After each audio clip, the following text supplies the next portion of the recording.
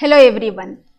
In the previous session, we studied about the meaning of depreciation, depreciation accounting, the depreciable assets, useful life, etc., along with the features of depreciation. In this session, let us focus on causes of depreciation, need for charging depreciation and methods of charging depreciation. First of all, I will focus on causes of depreciation. The first cause is wear and tear due to actual use. Some of the fixed assets, due to their constant use, they get worn out and lose their value.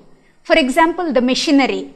If you are using it constantly in your organization, it loses its value due to wear and tear. This is the first cause of depreciation. And the second one is exhaustion or depletion. Some of the assets are of wasting character due to their extraction.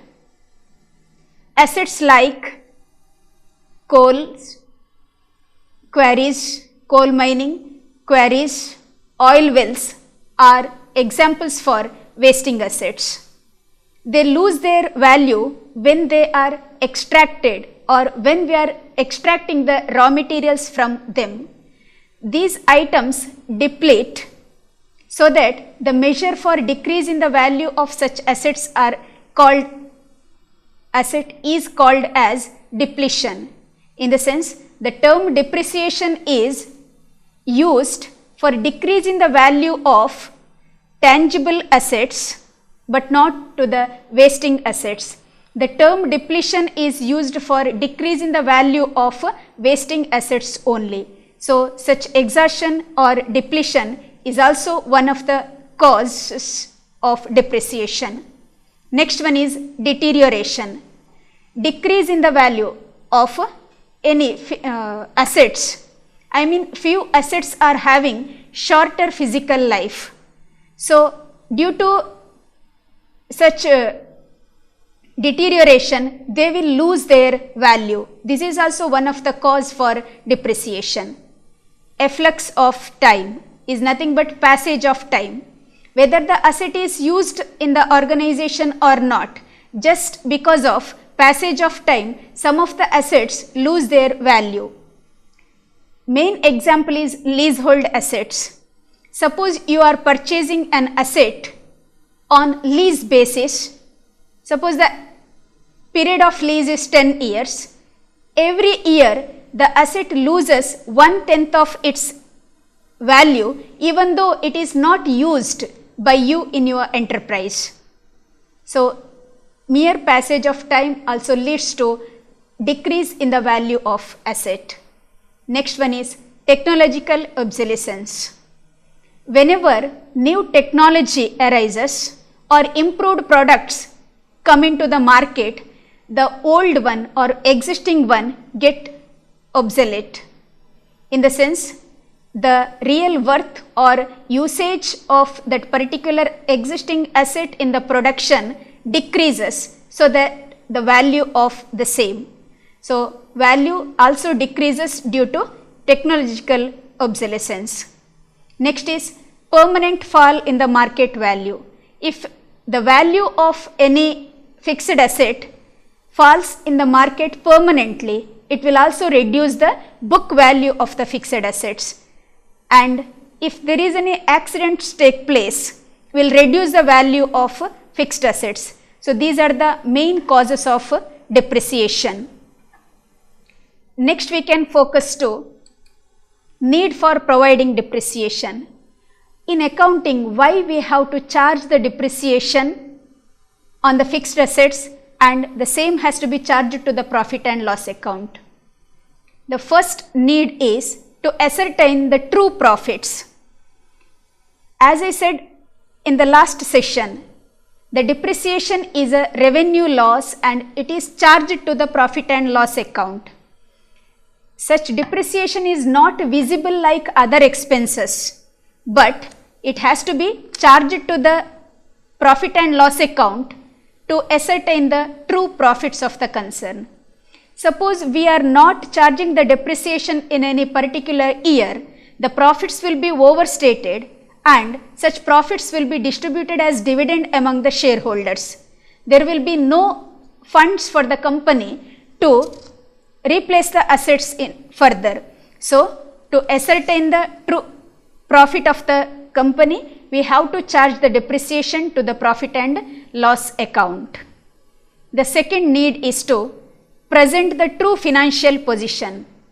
As we know that the fixed assets are one of the integral part of the balance sheet of the company.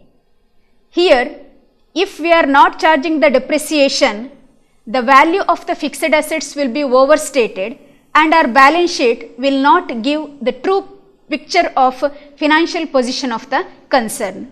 So, we have to charge the depreciation, and such depreciation has to be deducted from the opening value of the fixed assets, and the cost less depreciation has to be stated as the value of fixed assets in the books of accounts, so that our balance sheet will give the true picture of financial position of the concern. Then, to make provision for replacement of the assets. If you are not charging the depreciation, as I said earlier, we are not charging it to the profit and loss account. Our profit and loss account profits will be overstated and distributed among the shareholders as dividend. So, there will be no fund for replacement of assets. If you are charging the depreciation against the profits of the concern, then each year such provision will be accumulated, and while the useful life of the assets gets end, then we can replace the assets by these funds. Next is to ensure uniform rate of return. We have to measure the depreciable assets properly. If you are not charging the depreciation properly, it will affect our profits as well as the value of depreciable assets. In the sense, in the initial years, the amount of depreciation to be charged is more and the cost of repairs and maintenance will be less. As the year passes, the amount of depreciation decreases, but the cost of repairs and maintenance will increase. So, there should be a proper balance between such cost which is charged to profit and loss account, and it will help to give the uniform rate of return on the asset. Finally, the need for providing depreciation is to compute tax liability.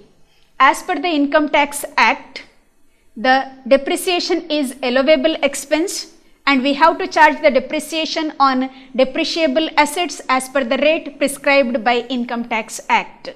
So, to compute the tax liability, we have to charge the depreciation to the profit and loss account, which will reduce the taxable income so as taxable liability of the concern.